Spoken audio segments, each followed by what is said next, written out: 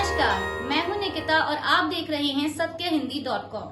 चलिए एक नजर डालते हैं अब तक की सुर्खियों पर। उज्बेकिस्तान में कफ सिरप पीने से 18 बच्चों की मौत का मामला सामने आया है, जिसे लेकर वहां के स्वास्थ्य मंत्रालय द्वारा दावा किया गया है कि जांच में पता चला है कि जिस सिरप को पीने के बाद 18 बच्चों की मौत हुई थी, उसे भारतीय दवा कंपनी मैरियन बायोटेक लिमिटेड ने बनाया था।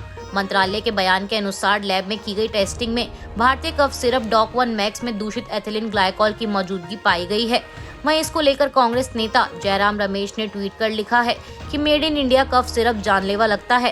पहले गाम्बिया में 70 बच्चों की मौत हुई थी और अब उज्बेकिस्तान में 18 बच्चों की मौत हुई है। मोदी सरकार को भारत के बारे में शेखी बगाड़ना बंद करना चाहिए और इसे लेकर सख्त कार्रवाई करनी चाहिए।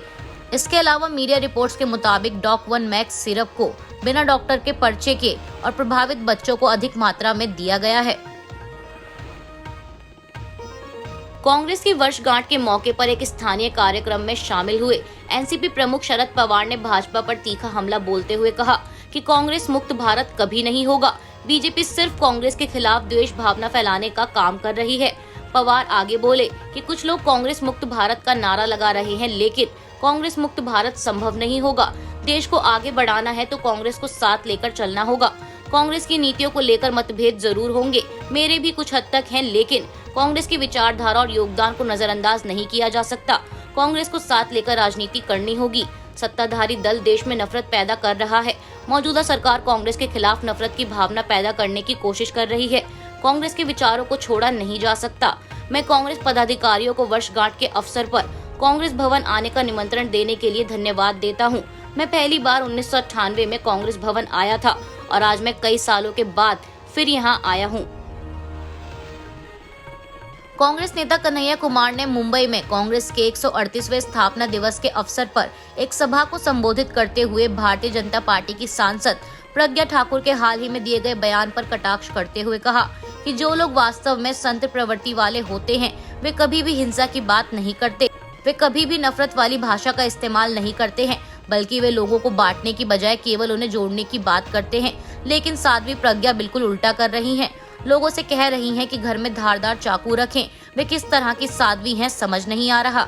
बता दें, रविवार को शिवमोगा में हिंदू जागरण वेदिके के दक्षिणी क्षेत्र के वार्षिक सम्मेलन में बोलते हुए भोपाल से बीजेपी सांसद प्रज्ञा ठाकुर ने एक सभा को संबोधित करते हुए कहा था कि जो कोई भी हमारे घर में घुसपैठ करता है, उसे करारा जवाब दिया जाए।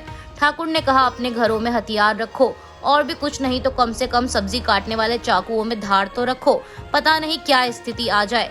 जब आत्मरक्षा का अधिकार सबका है, कोई घुसपैठ कर हमारे घर और हम पर हमला करता है तो करारा जवाब देना हमारा अधिकार है।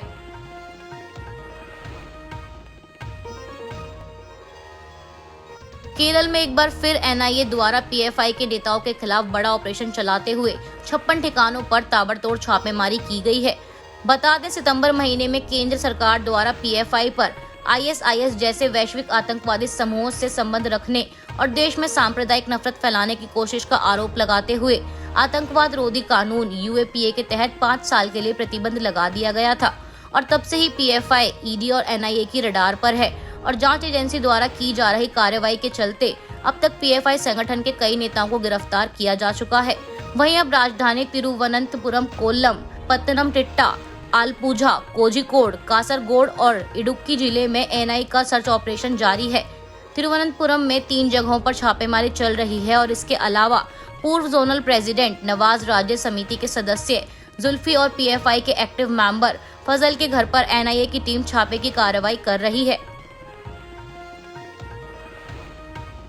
मध्य प्रदेश में 500 रुपए देकर घरों के अंदर बड़े जश्न आयोजित करने के दौरान पीने पिलाने के लिए परमिट दिए जाने के नियम को लेकर कांग्रेस ने भाजपा पर निशाना साधा है। कांग्रेस की प्रदेश इकाई के मीडिया विभाग के अध्यक्ष के मिश्रा ने बुधवार को आरोप लगाते हुए कहा कि राज्य सरकार 500 रुपए के शुल्क पर घरों में पार्टियों के दौरान शराब पीने का परमिट जारी कर युवाओं को शराब पीने के लिए प्रोत्साहित कर रही है और उन्हें नौकरी देने में विफल रही है। सत्तारूढ़ बीजेपी बेरोजगारी से युवाओं का ध्यान हटाने के लिए उन्हें बर्बाद करने जा रही है। वहीं इससे पहले सोमवार को मध्य प्रदेश कांग्रेस ने अपने ऑफिशियल ट्विटर हैंडल से ट्वीट कर लिखा था कि मुख्यमंत्री शिवराज सिंह चौहान की पिए और पड़े रहो योजना को अब हर घर दारू घर घर दारू योजना का साथ मिल गया है। अब आप केवल 500 रुपए में घर को बार बनाने का लाइसेंस ले सकेंगे।